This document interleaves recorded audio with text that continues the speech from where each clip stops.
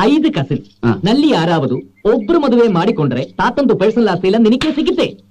ഇത് കന്നഡ പിന്നല്ലാതെ എടാ ഞാൻ കേട്ടിട്ടുള്ള കന്നഡ ഈ ടൈപ്പ് അല്ല. നിനക്ക് അറിയാൻ പാടില്ല എന്ന് പറ.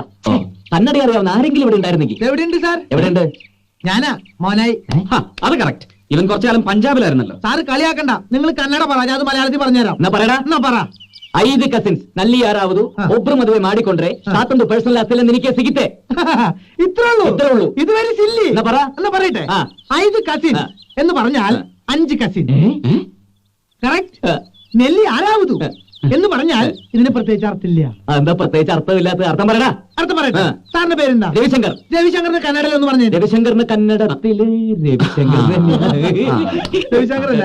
അപ്പൊ ഇതെന്ന് പറഞ്ഞ വലിയ അർത്ഥ വ്യത്യാസങ്ങൾ പറഞ്ഞില്ല. ഇനി ഒബ്രു മധുവിൽ മധു എന്ന് പറഞ്ഞാൽ മധു. ആ മധു ഇല്ല, ഇത് മദ്യം. ഒബ്രു എന്ന് പറഞ്ഞാൽ കർണാടക സ്റ്റേറ്റിൽ മാത്രം കണ്ടുവരുന്ന ഒരു തരം ബ്രാൻഡിയാണ്. Only for sale in Karnataka.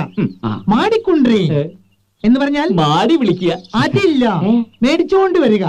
ചുരുക്കത്തിൽ പറഞ്ഞാൽ ഒബ്രു മധു എന്ന് പറഞ്ഞ ബ്രാൻഡ് കഴിച്ച് 5 കസിൻസ് താമസിക്കുന്ന ആ പെമ്പിള്ളേരെ മുറി പോയി ബഹളം ഉണ്ടാക്കിയാൽ മുത്തച്ഛൻ 2 പേരുടെ മോന്താടെ പേഴ്സണാലിറ്റി മാറ്റുന്നു.